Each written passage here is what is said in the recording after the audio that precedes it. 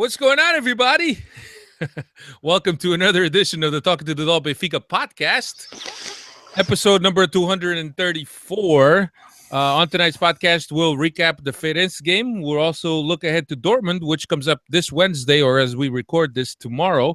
We'll take a brief look at Benfica's financial reports for the second semester of last year, and we'll also look ahead to Belenenses.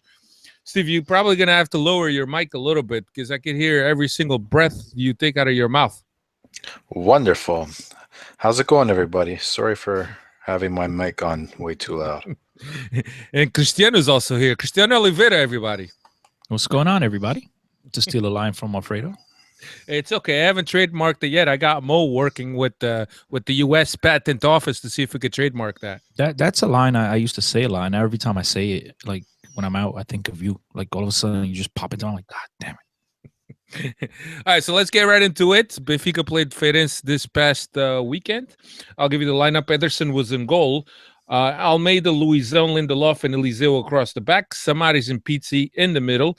Salvio and Carrillo on the wings. Zivkovic supported Mitroglou. Of course, Nelson Semedo picked up his fifth yellow, so he had to serve one game suspension. Fesa still not recuperated, so Samaris stepped in. Salvio and Carrillo on the wings. Carrillo gave way. I guess Rafa gave way to Carrillo. Zivkovic went in the middle. Steve, anything new with that for you? How do you read that? I don't want to. The way I read it is the way I don't actually want to read it. I'm hoping he's not putting Rafa aside for some bad misses and maybe I don't think he's ever played poorly. I think he's just had some bad moments in front of goal. But I don't think that's Rui Vitoria's style. I think this was just maybe a way to get Zivkovic in that second striker position to give him another look, because he did finish the match against, who was that now? Chaves, I believe it was, playing a second striker, and it looked decent. So that might be what he was doing. Something I'm sure a lot of people are thinking, though, is how is Salvio getting all these minutes still?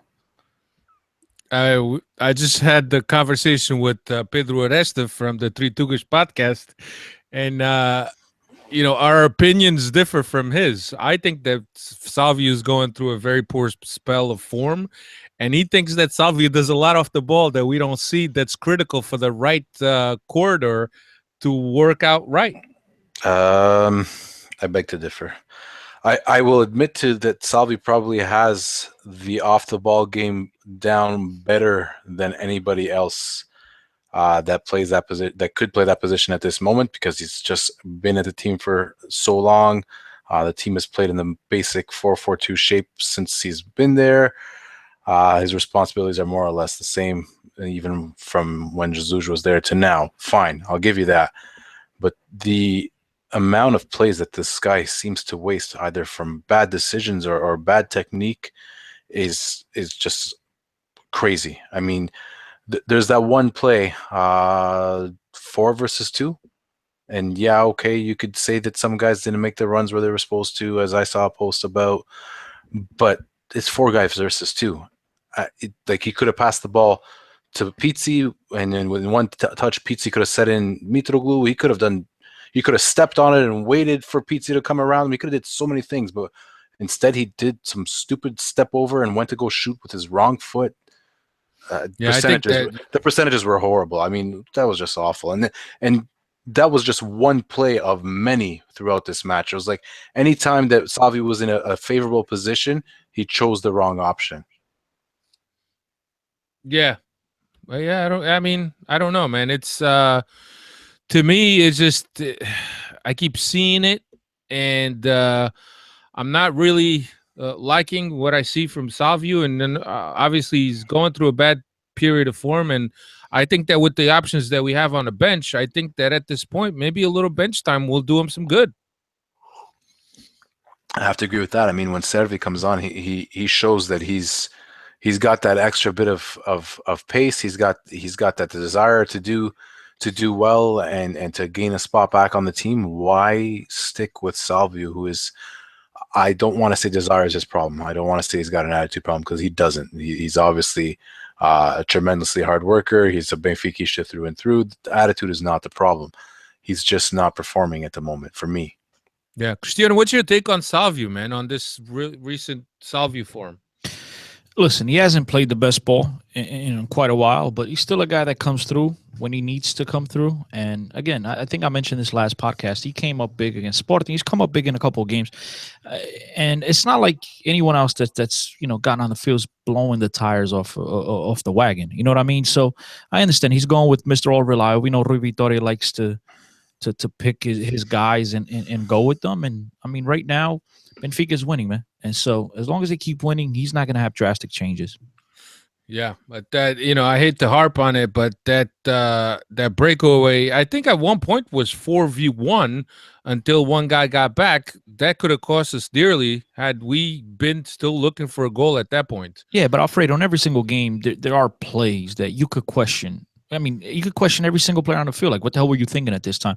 And I know that one's more obvious because everyone was wide open and you anticipate he was going to, make the right pass. Sometimes players, they struggle under pressure. Sometimes these guys are looking down, running with the ball, looking down, don't see, his teammates down the wing. And it's just one of those plays, man, that, 9 times out of 10, he's going to make the right pass. It just, this one time he chose made the wrong decision. Cristiano, you chose a very good word there, pressure. I think this team, we've been saying over the past few weeks, is really feeling the pressure. You watch this match and you'll see that you're playing Fadens, who I believe was second from bottom. Forgive me if I'm wrong by that, but if it's not second from bottom, they're way down on the table, and we're top of the table. And the first half we looked equal to them. 13th. 13th? What's that? Third from bottom? 16 teams? Yeah, 18 teams. 18. Yeah, but Steve, this is a conversation we've had for quite a few weeks now. I mean, regardless, yeah, Benfica has not controlled the game or has not dominated a game in ways that we've seen that we saw earlier on in the season. And you and I have questioned this multiple times here. And it's just right now, Porto keeps winning. I mean, you like to think some of the pressure is building up on them. But, the guys, they're finding a way, man. And that's exactly what they did last year. If you guys recall, they won 25 of the last 27 games. They found ways to win, and it's not pretty, and I'm not a fan of it. But as long as they keep winning, man, I mean, these guys are going to get the confianza from Rui Vitória until, they get chance after chance and just fail. I mean, Rafa is a guy that I think Vitória tried to, initially tried to shield him from the pressure. He wasn't 100% fit. And then when he, tried to play him slowly, now you see him getting more starts as a second striker up top. And it's just not working out, man. Rafa is a guy that maybe the spotlight's too bright for him. This is a guy that, has played at a top 4 team in Portugal. He's played in Europa League, but never with this type of pressure on him. And maybe it's going to take him a little bit longer to adapt to Benfica than other guys that have come from other situations. But Rui Vitória trusts his guys, man. Yeah, my biggest thing with Rafa is that when he plays him behind the forward, that's not really his preferred position, if you will. I mean, the guy is happy to get the playing time, but I think that Rafa is more of a wing guy that plays with speed and that likes to face the game. I think that, yes, his speed and his touch behind the forward could be something that could be useful for the team. I just think that, and Cristiano, you mentioned this here a lot, when you play in the middle, you're afforded less space than if you're playing on a wing, because obviously there's less guys covering you. There's more real estate that you can work in. And I think that Rafa right now is struggling. It's a combination of not playing in his preferred position and also a combination of what you're saying, Cristiano. The pressure, the fact that he was the most expensive buy, domestic buy ever. He seems to be a Benfiquista on top of it. Yeah, I was going to say, then you throw in what Steve keeps talking about, the Benfiquismo in him. Obviously, that's something that this guy's looked forward to his whole life. The pressure's building. Then he gets these chances in front of goal, and it's like, Jesus Christ, dude, all you got to do is tap it to the side, and you see the pressure, the guy's like a deer in the headlights. As a Benfiquista, we just hope that he turns it around, man. We hope that he gets more comfortable, and we hope that Benfica keeps finding a way to win. And, with convincing victories, the guys will start to get a little bit looser. Yeah. So getting back to the game, the biggest thing really from the first half, which is quite an impressive performance by Benfica. The biggest thing of the first half was really the 1-0 result. We scored in the 42nd minute, a goal by Pizzi, play that Zivkovic pressures the defender. Carrillo gets on a loose ball, slots it into Pizzi, and Pizzi with some quick footwork slots it to the side of the goalkeeper. And 42 minutes, Steve, heading into the locker room, and you haven't been playing all that well, but you score before the half. The talk and the atmosphere, and perhaps some of the pressure and the anxiety that the team is going to feel for the rest of the game, goes down. Yeah, timing was critical. First half, you'll see Benfica very uncomfortable on the ball. That's a small pitch. Feirense were very keen on pressuring the first phase of construction to the point where Samaris was completely unwilling to show himself for the ball. Lindelof and Luizão had trouble connecting sectors or finding Pizzi. The few times we were able to get out from the back was when Pizzi actually dropped in more in a position where you expect Samaris to be in a deeper spot. And the ball just burnt. They didn't want the ball. They were scared of the ball.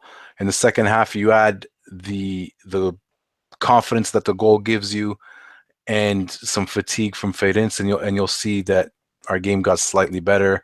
We were able to get Pizzi on the ball further up the pitch. He wasn't always having to grab it off the center backs, and we were able to look better. We still didn't create as many chances as I would have liked, but at least we looked a little bit more comfortable than we did in the first half. The first half, really, for me, Feirense, we didn't look superior to Feirense like the table shows. I mean, it was a matter of a team that was not really letting us play and us not really being able to find the problem solving that we needed to play against a team that's in 13th position.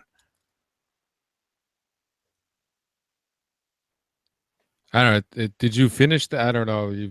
Yes, I did. I was wondering what happened there. You get out. Yeah. So yeah, Feirense is struggling, but at this point of the championship, every team has to play hard because they need the precious points, especially when they play at home. They figure that's where they're going to have the biggest advantage, is playing in front of their home crowd. And they're trying to get those precious points to get to the point total that will allow them to stay up. And look, not taking anything away from Feirense. It was a poor game by Benfica, but it's these type of games that win you championships. It's these very difficult games in which you have to travel up north to play in a smaller pitch, in a narrower pitch, against a team that will defend themselves and defend their box and their goal. And these are the games in which you need to get the 3 points, because it's been proven time and time again that it's against the little teams that championships are won. So I'm happy that Benfica was able to get the 3 points on this, albeit not a very impressive 3 points, but nonetheless 3 points. 10 rounds left to go in the league, and we continue to be up by 1 point on a resurgent Porto team. And, let's hope that Benfica can continue winning these games, ugly or scrappy or what may you. The 3 points are 3 points no matter how you get them. So up next for Benfica, Dortmund, the second leg of the Champions League round of 16 happens tomorrow in Dortmund. Benfica carries a 1-0 lead into Dortmund in a game in the first leg that, there's not many people out there that are going to argue the fact that Dortmund was superior to us in their first leg. And look, heading into tomorrow's game, it's going to be a very difficult game, Steve. Absolutely. The news that Fesa is not going to be fit to play as well was not a shock, but it's definitely a blow to the confidence. I mean, as fans, we really know how important Fesa is to the team. I'm sure his teammates know just as much, or know just as well, how important he is. So to see that he isn't going to make the trip was some disappointing news that I read this morning.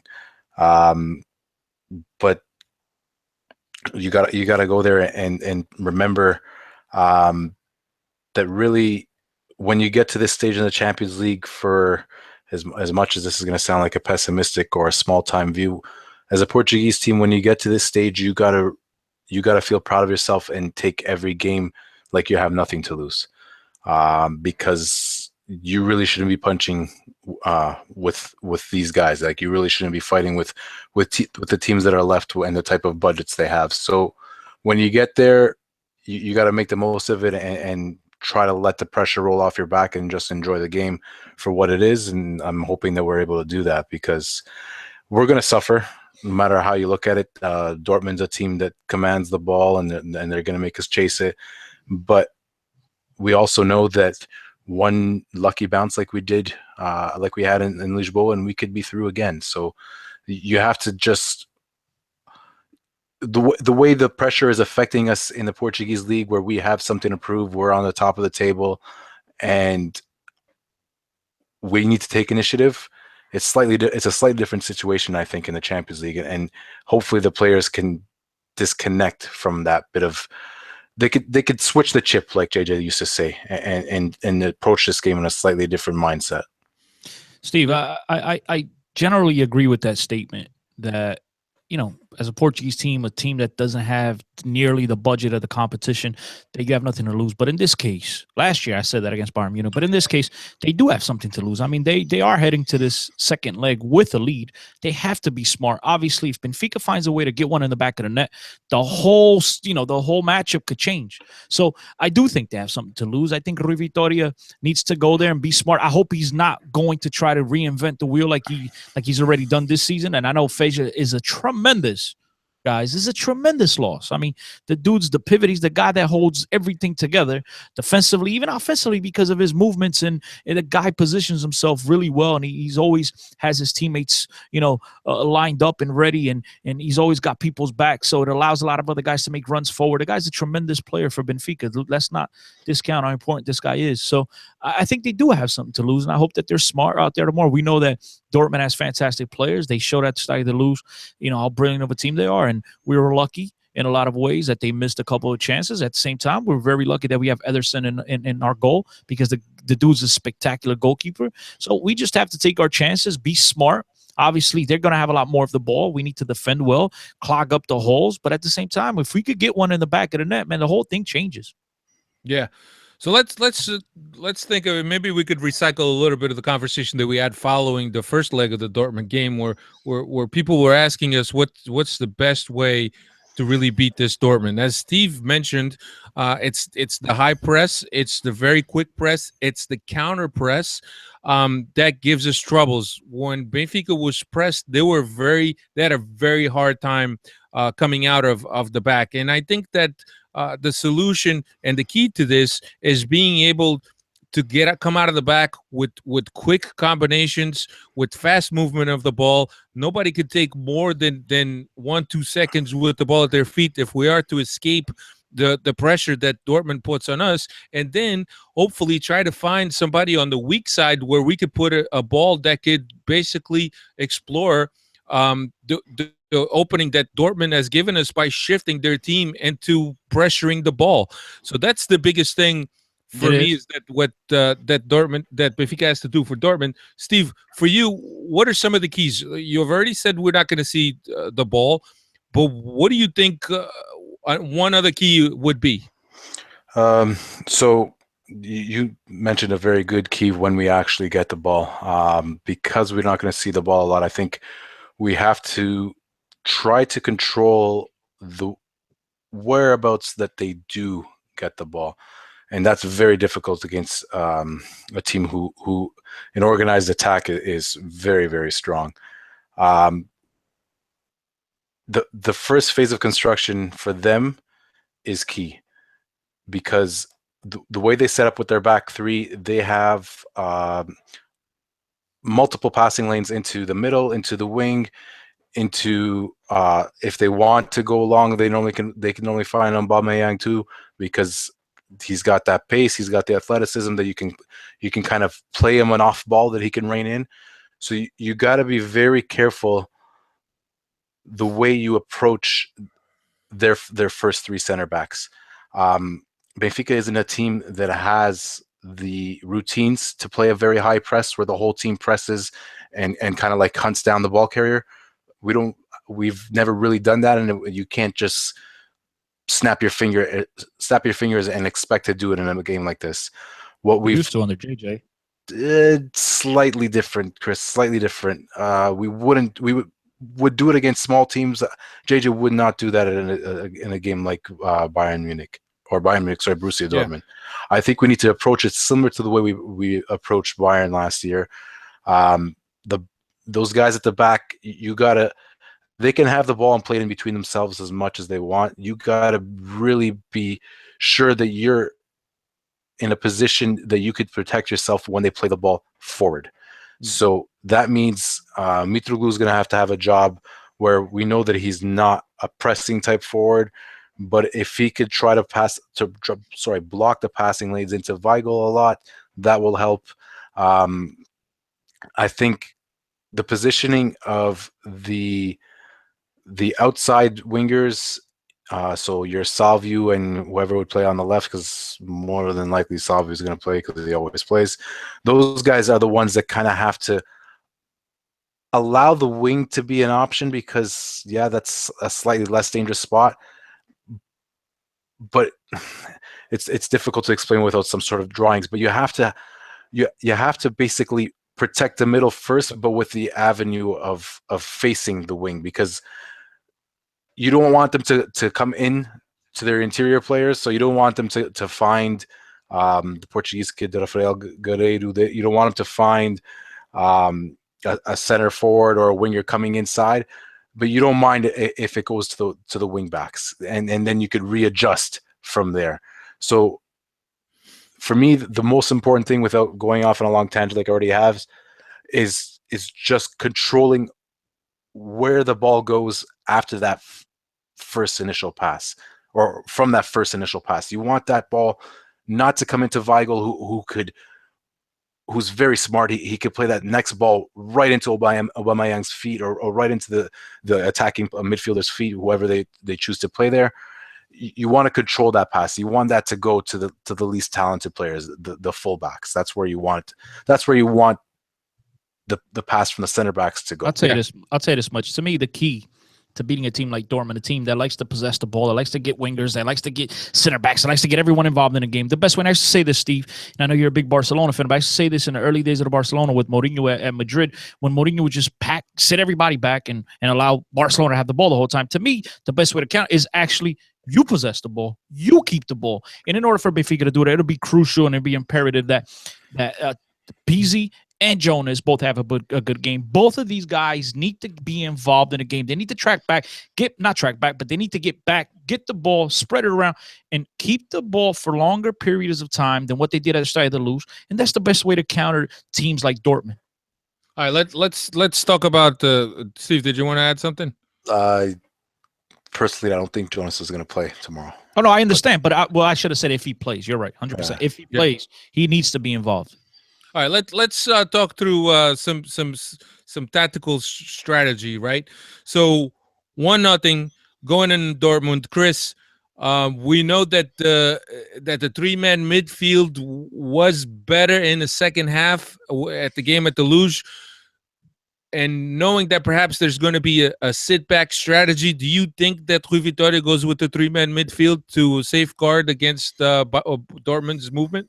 I think he needs. I mean, Samaris is most likely going to play in Feja's place, and then the question is, does he throw in Andre Almeida into the midfield, or what's the kid's name? Augusto Inácio. What's his name? Felipe Augusto. Whatever. Felipe Augusto. I thought Felipe Augusto played well when he came in. He was able to clock them, and he was able to press Dortmund and man mark some of their guys. I think that's the way he needs to go with Pizzi in front of him. Maybe Jonas just needs to drop back into the midfield, like rather than playing with the two guys up top, playing like Pizzi drops back a little bit more, and Jonas if Jonas plays, guys, Jonas takes up the space that Pizzi normally takes. And I think it's a way to keep these guys off the ball. You let, Samaris and Inacio, not Inacio, Jesus Christ, I keep calling this kid Inacio, Augusto, whatever his name is. You let these two guys chase around their best players and put pressure on them, and then Pizzi could kind of hold the midfield, stay there in the middle, and try to get the ball and spring guys forward. Yeah. All right. So, do we agree that Benfica's strategy is going to be sit back and attack on a counter? Oh, yeah, all day. For sure. Okay. So we don't have the team to go out there and try to contest the ball with them.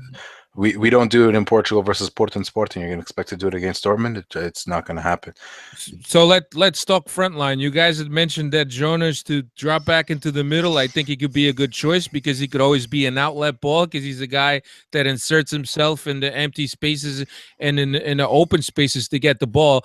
But up front, do we forego a hot Mitroglou for Jimenez, which is a guy that has a lot of movement and can press defenses, or do we stick with Mitroglou and have him completely isolated, being that we're going to be retracted? Steve, I'll make it quick. I'd go with Mitro first half, see what happens. If we still got the lead at the half, keep him on. But if Benfica do fall behind or they need a goal, that's when you bring in a guy like Jimenez and just let the guy go loose because we know the guy runs all over the field. So I'd start with Mitro to start the game, obviously.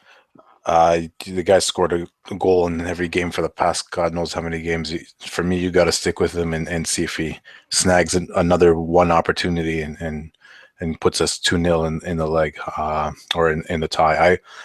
I would definitely go with Mitroglou. I would play a 4-3-3 of sorts as well. And sadly, that leaves very little room for Jonas to play, which I don't know how fit he is, and that's probably what another reason why I would leave him out at this point. All right, so you guys want to have a stab at possible Rui Vitória starting 11? Go ahead, Chris. I'll go next. Ederson, to no one's surprise. Semedo, Lindelof, Luizão, Eliseu, Papo Seco. The two dudes I was going to say Inacio again. What's it? Augusto, Samaris, Pizzi. I think Jonas will be the guy left down with Zivkovic, Salvio, and Mitro. I think Jonas will be the guy. Well, Pizzi also in the middle. I'm sorry. I didn't mention Pizzi. Yeah, I'm not too far from that. And I think that's my exact 11. I'm thinking a 4-3-3 of sorts or 4-2-3-1, depending on what you think Pizzi is going to do in that spare midfielder position. I'd like to see Servi, but I don't think I will. I won't be surprised, honestly. I honestly won't be surprised if it's Rafa in there instead of, it's the same exact lineup I said, except Inacio. No, Inacio, and then let Rafa be the counter. Dude, where's Inacio coming from? August Inacio. Oh that's my God! Yeah, that's why he keeps on thinking of that clown. I'm sorry. Philippe. How about we just start calling Philippe? Sounds like a plan. Philippe August. I think Philippe, instead of Philippe, it'll be Rafa because it'll be a good outlet, a guy that Benfica's going to be trying to just get rid of the ball and get the ball upfield as fast as possible. And I think, he'd be good to get under a couple of balls. Yeah, I think you got to have two very quick guys on the wings, but also guys that could come and track back and defend. On Dortmund's side, we found out that Marcos Reyes is not going to be available. Also, I believe from what I read that Rafael Guerreiro did not work out in the very last session before the game. I don't know if he worked out today prior to the game. It's always the last one, but the session before tonight's session, Rafael Guerreiro did not work out. So I don't know whether or not he's going to be in the lineup tomorrow. What I do know is Marcos Reyes is not going to be there. That's a good sign. But then again, they got Shirley and other options that they really didn't get many minutes the other day. So yeah, they definitely got they have options. So let's hope. I'm not too far from the lineup that you guys mentioned, with the exception that I would like to see Jonas because he's good to provide an outlet ball. But then again, I mean, you're looking at a 4-3-3. I don't know if there's rooms for Jonas. I would love to see Jonas as well, but the one thing, he might not be 100%. The other thing that we should mention is that according to reports, when they got to Germany today, the whole team jumped on a bus with the exception of him and Julio Cesar. They reached the hotel 20 minutes earlier. They went in a private car because, their backs or whatever, I guess the bus ride was too bumpy. So they went in a car instead, Wow. which means he must not be 100%, guys. Either that or they went to see that lady with the cow, the horse placenta or something. That's in Germany, right? If I'm not mistaken. I can't remember, but I knew that's where you were going. Yeah, didn't Ronaldo see something like that? Yeah. Lampard, I think, was the first guy to do it, if I remember right, years ago. So I mean, to look at this, guys, I think that Benfica does have a chance, especially carrying a 1-0 result. If we happen to snag one, I mean, like Cristiano said, it's a whole new ball game, and the chances happen. And I think then Dortmund will expose themselves more. I do think that Benfica has a chance, as I've mentioned, but we need to be very disciplined. We need to pull off a game like we pulled off against Juventus a couple years back. And look, as long as we're disciplined, I think that as far as defending and organized defending, I think that Rui Vitoria has the guys well drilled in this aspect. But playing in Dortmund, it could be a daunting task. So we'll see. We'll see what happens after Dortmund. And actually, before we get to that, let's get into that. After Dortmund, Benfica will play Belenenses, which is Monday, 9 p.m. local at Estádio da Luz. This will be 10 rounds to go. Belenenses is currently 9th, 8 wins, 8 losses, and 8 ties. Away, their record is 4 wins, 3 ties, and 5 losses. Always a tough game from Belenenses at Estádio da Luz. Let's hope that Benfica is not hung over from the European result. We need to keep on trucking in this league if we are to get to the Tetra. Steve, Absolutely. Prospects. I think tomorrow's game is going to have a big play on the psyche of these players. I know I said it's no pressure, but if you go out and you go out but you don't get blown out and you play a good match, you have a bit of confidence to take from that. I mean, sometimes you'll win a match 1-0 and you can't take nothing from it because you played like crap and you got lucky. But sometimes you could lose a match 1 or 2-0, but you have some positives to take from it because you were able to go against a team that's better than you, and you went head to head, and you demanded a bit of the ball. You disputed the game with that team that is at a different level than you.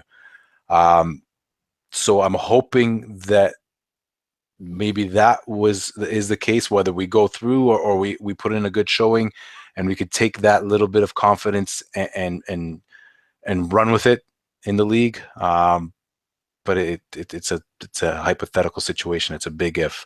Regardless, Belenenses at home, Benfica doesn't have any other way of being, or at this point any other option but to go out and win. Somebody's already, I think it was Nelson Semedo, that's already come out and said that was the 11th final, and every match from now on is like a final, and that's the way they have to think. So that's the mentality that they have to have.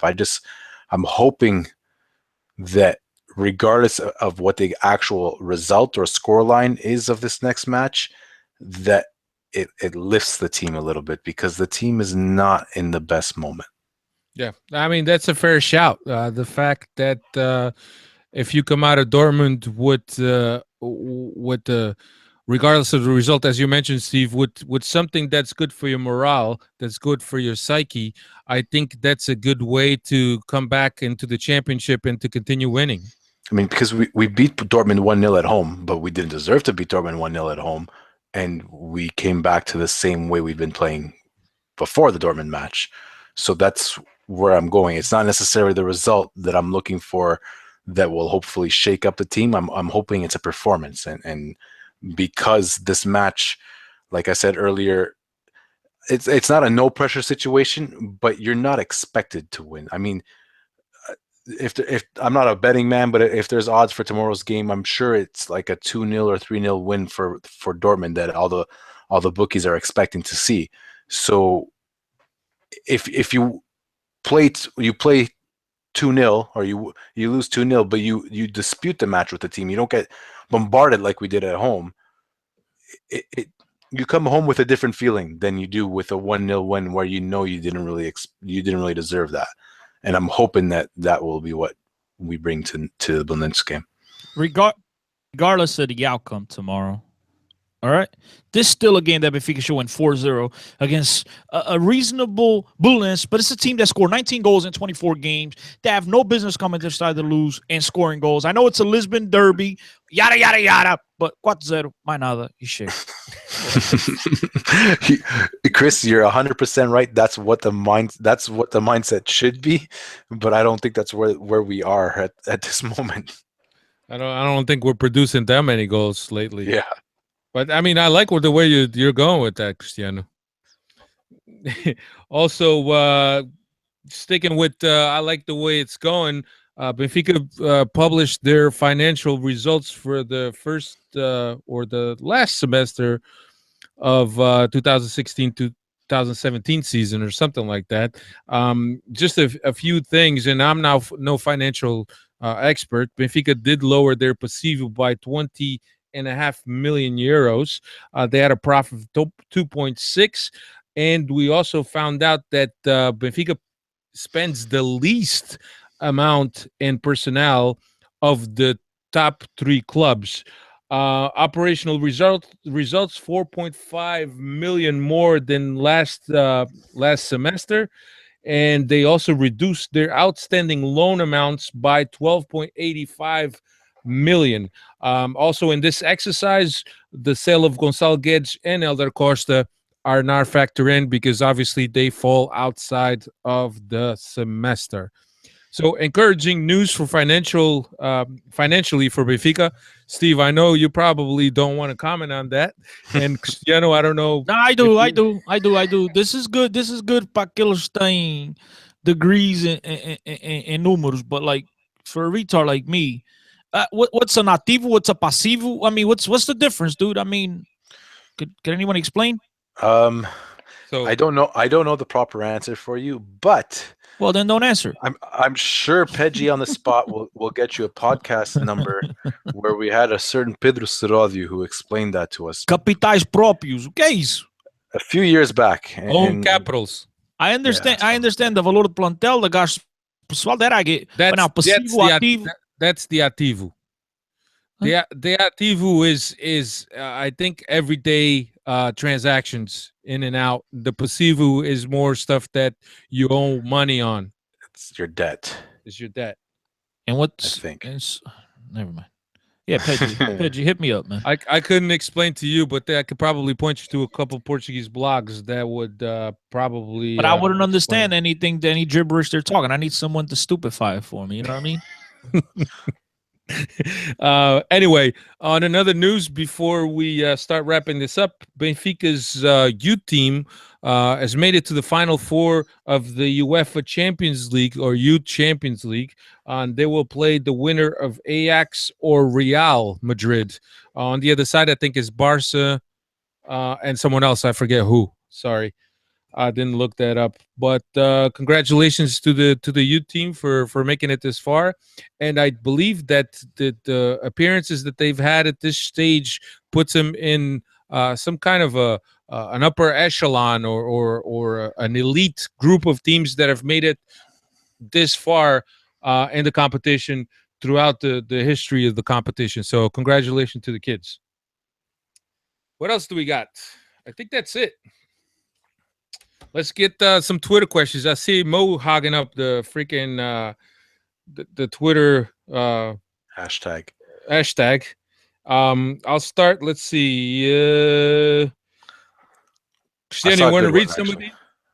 I saw a good one in there somewhere. Not from Mo. No disrespect to Mo, but there was a good one in there from somebody that I didn't recognize. Here's one. He says that he agrees with Tencio 10. Salvio does show up at big games. He scored first goal against Sporting in key in group stages and champions. Better off the bench. Here's one from Pop Sick or Eliseu the man. I'll get his name shortly. His name is Justino. and it's quite a big one that he used his notepad That was the one. to It's write it. interesting.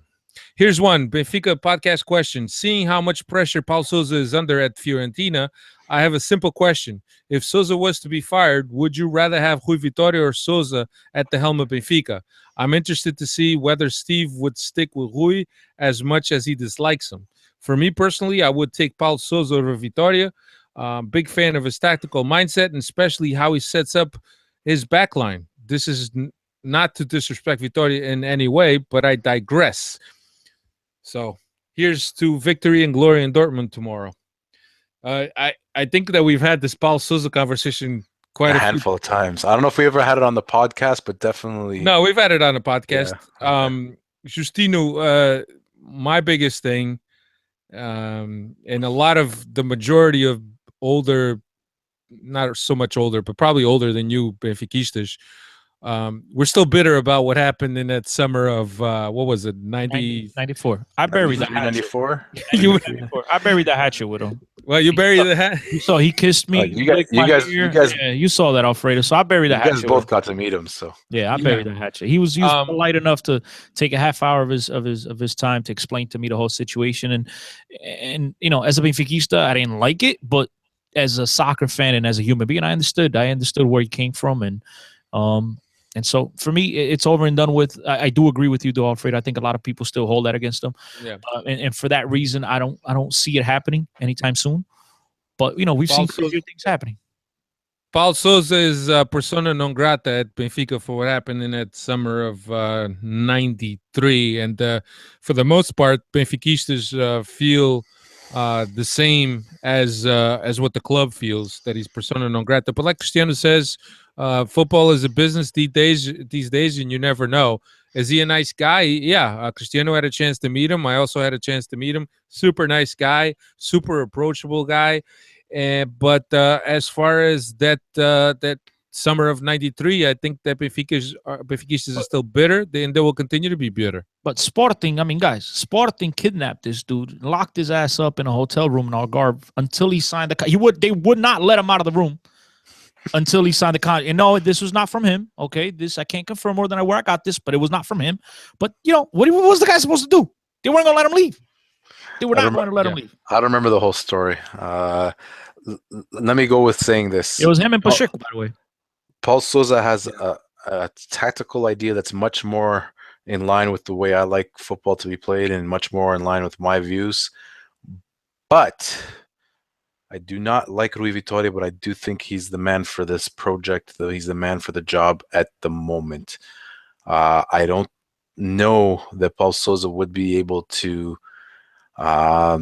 deflect the situations that the other clubs keep putting us in, and the way the media keeps trying to involve us in words that we don't want to say and yada yada. And I don't know if he would be as open and willing to play the kids the way that Rui Vitória is shown to be, and to use the academy the way that is obviously the mandate that's coming from above. Because if you look at like what just Alfredo just said, past I think 5-6 years of that UEFA Youth League, we've been to the semifinals and finals of I would say at least the semifinals for at least 4 out of those 6 years. That's impressive. And that's something that, yeah, we can't expect all these kids to make the team, but you gotta use what's out there as much as you can, and not lose talents. So I think Rui Vitória is the right guy for that. Whether or not I think he's a tactical genius, that's something that we've said here a million times. But I do believe that he is, of all the coaches that I know out there, that are willing to come and coach in Portugal, he's probably the best man for the project that we have in place right now. If Rui Vitória is so good with the kids, he could always coach the B team. All right, I don't want to hear that crap. And to say that, you know, he's calm and I mean, Paulo Sousa is a guy that's been in pressure-packed situations, and throughout his whole career, with the exception of the hiccup of the Verão Quente in 1993. This is a true professional that every single team and teammate love this guy. The guy's never been involved in any type of controversies. So to say that he's not suited or calm, and I think that's unfair, Steve. I gotta defend my man. Because he kissed me. Now, going back to the BT, to the youth squad, 2013-14 runner-up, 14-15 quarterfinals, 15-16 runner-up, and now in the semis. So, I mean, the team's done 3 out of the well. 4 years. Yeah. 2. Yeah. 3 out of 4 years made at least semifinals, Chris. No. Runner-up, quarterfinals, semis. That's 2. Unless I'm going crazy. So, all right. So 3 out of the 4 at least to the quarterfinals.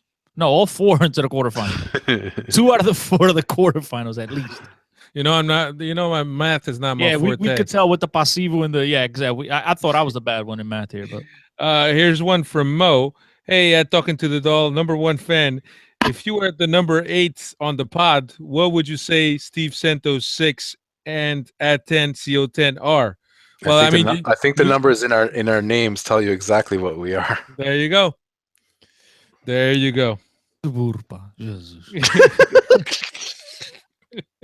Hey, leave my man Mo alone. For Steve Santos, what would be the better lineup? 4-2-3-1 or 5 straight across the middle to match up with Dortmund 5 in the middle? If you start counting 4-2-3-1, 2 plus 3 is 5. That's 5 across the middle. 4-3-3 will still give you the same 5 guys across the middle because you got to expect that your wingers are going, and a lot they actually go. Yeah, I'll still give you the same 5 guys across the middle. You're going to see 5 guys across the middle. It's just depending on who's there and how they execute it. But that's what's going to end up happening. Yeah, I'm sure. Cristiano Mo wants to know if last year's team would beat Dortmund this year.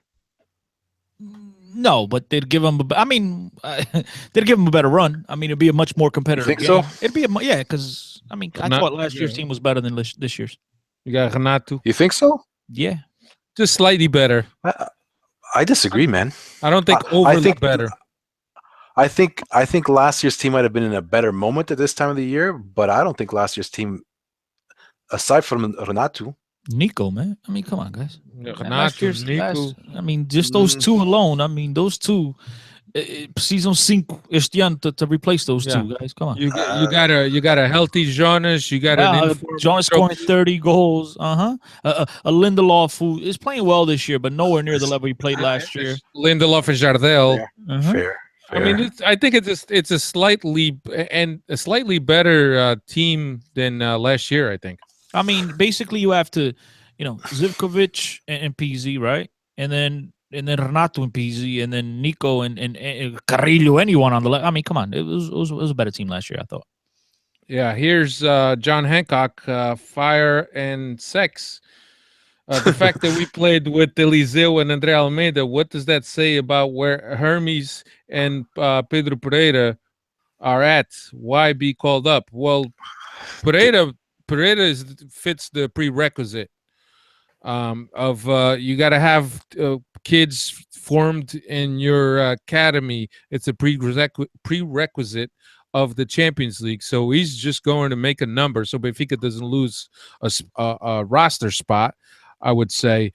And I think Hermes is just, I much rather see players from Brazil take the time to adapt than to be a Bruno Cortes, be thrown right into the lineup. Yeah, and keep in mind that he didn't play the last 6 months as well. So yeah. See what else we got here. I think that's all.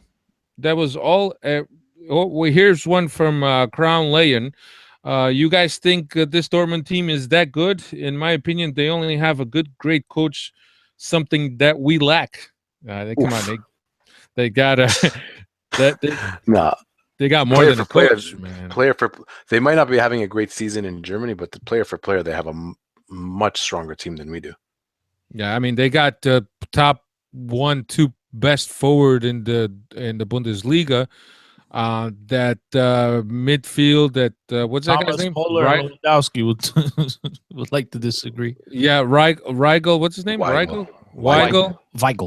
Weigl is good. He's nice, man. I really like watching him play. Dembele is spectacular. Yeah, Royce, youngster. Freaking Guerreiro at midfield is a good player too, man. That kid's a player. I don't know what we're gonna do with him in the Portuguese team because the Americano Pulisic is a nice player as well. They have a well-rounded team, man. Papadopoulos, whatever his name is, he's also a very good center back. Yeah. They have a very nice team.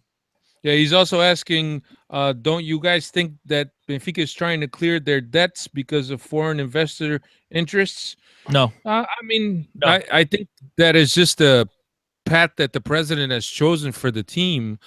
And I think that the plan was that what we wanted to do was that in both the 16-17 season and 17 and 18 season, I think that to be in the path that he set out for the club, we need to do like 90 million in sales, player sales. I think Luis Vieira's ultimate goal, guys, is to have a Benfica made in Benfica. And in order for that to happen, he's got to get rid of the debt. First of all, it's good common sense, business sense. I mean, you got to get rid of the debt. And if you're making money, why not get rid of the debt? And then at the end of the day, he wants to build a team made in Benfica. And in order for that to happen, he can't be forced to sell players. So he has to get it down enough to where they don't have to sell players. Then they can hold on to the Renatos of the world and keep these kids around and build a team for 3 to 4 or 5 years with the whole group that comes up from the B. I think that's his ultimate goal. And I keep telling you this, Alfredo. That's what he wants to do. And by the way, the foreign investment, forget about it. They had the richest Portuguese guy, Fernando Joaquim Santos Alfredo, não sei quem, from Angola. He tried, and the dude's rich, and they almost killed this dude. I mean, they voted it down. No. I would like to see a Roman Abramovich buy Benfica. I don't think it's feasible. I would love it. I think it's the only way Benfica will be able to compete with the big boys once again. Look at Paris Saint-Germain. They went from a mediocre team to a shark. Because where are they now? They're still a shark. Where are they now? They just beat Barcelona 4-0 in the first round, the first leg of the Champions League. I mean, what else do you want? Domestically, not Barcelona doing anything. could score 6 tomorrow. That's would have, should have, but they did it in the first leg. And I'm making the point that right now they're a shark. They have a lot of money. They have They have a lot of money. They're going after the Champions League, but I think until them and City win the Champions League, I can't say that they're a shark. They're a shark, as in they'll get all the good players. Yes, absolutely. They're in a conversation for any player they want around the world. Any player. They'll always be in a conversation. Until they win the Champions League, I think their project is failed. Listen, listen, with the exception of Bayern Munich, Barcelona, Real Madrid, no one else has won the Champions League in the last 50 years anyway. So it's irrelevant. You understand what I'm saying? Those guys are, as long as they're in a conversation, they're a shark. And I'll take it like that. Their investment is to win the Champions League. City and them, the investment that they're putting into these teams is to win the league, the Champions League. That's the goal. If they don't reach the goal, it's failed. Yeah, I mean, personally, that's the way I look at it. For me, both Man City and PSG are like the greasy fat guy with the gold chains on his neck walking into a strip bar and making it rain singles. And all the girls leave with them. E tu vais para casa, Mary Palm e 5 irmãos. He's the ugliest guy in the place, yet he's there because he's making it rain. Yeah, and the chicks leave with him. And look, well, I don't know if they leave with him or if they go with another guy to the bathroom. I think to say right now that it's a failure for PSG or Man City if they don't win the Champions League. I don't think that's accurate right now. I think if it's 10 years from now, 100%. But these are teams that have to they still have to build up their rosters. They're getting any player they want. But with that, a lot of times the chemistry is not there with these guys. When you have teams, with the exception of Real Madrid, Barcelona, Bayern Munich, those three are every single year they're in the Final Four. Those are the only teams winning anyway. So, I mean, it's not like everyone's getting an opportunity to win and then, you just keep flopping out. Steve, I think you need to lay back a little bit, lay back. And by the way, just want to mention this real quick. John Hancock, Fire and Sex, he's very kind to explain to me, and I'll share with you guys what the ativo and the pasivo means. Ativo means assets. Pasivo means liabilities. With both, have all the different categories, tangibles and intangibles. That part, whatever. Tá bem. Mas ativo, assets, passivo, liabilities. Yeah. Justino, I mean, it wasn't confusing at all, dude. We got what you were trying to say. So it's all right. What do you call it? I think that's all we got. We'll be back next week. Still, probably most likely Tuesday. We'll be back, being that Benfica is playing on Monday. Maybe we'll give us a little bit of time to watch the game and be able to talk about it. Of course, we'll have the Dortmund game that we can we talk about, and I think that's pretty much it. Also, before I get into the rest of the plugs, I am now part of a podcast dedicated to the New York Red Bulls. If anyone is interested in MLS and the New York Bulls, especially, make sure you check out Full of Bulls podcast.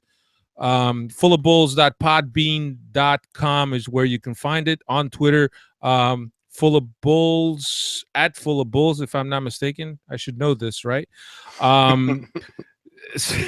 Let's see. Sorry. FOBS podcast is where you can find the Twitter. I am part of it, as well as Eric Krakauer from Big Soccer Head, and we talk and discuss everything Red Bulls. So now that the season has started, if you like the MLS and you like the Red Bulls, make sure you check that out. planetbenfica.co.uk is where you can find our friends over on the other side of the pond, a whole site dedicated to Benfica, at Steve Santos 6, at 10CO10, at Talking to the Doll with D being DA, at Benfica Podcast is all of us on Twitter. We're also on Facebook, and I think Stitcher Radio, iTunes. Follow us. Tell your primas, tell your vovós. Let's get some more people listening to the podcast, and make sure that we build up this red wave rumo ao 36.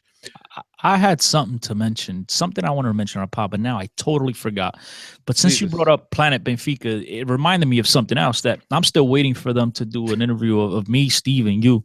You know what I mean? So we could, No. no, we're no chance. Okay. we're popular enough. We're popular enough. Let's give a chance to Manolo. There was something. Let's give a chance to Manolo. He got the chance. Good for him. I needed to mention something. There was something I really wanted to mention, and now it escapes my freaking mind. Sorry, Save bro. it for next week. Yeah, make a note of it. And that's it. Thank you very much for checking us out, everybody, and we'll see you again. We'll hear you again, or we'll talk to you again next week. See ya. Ciao.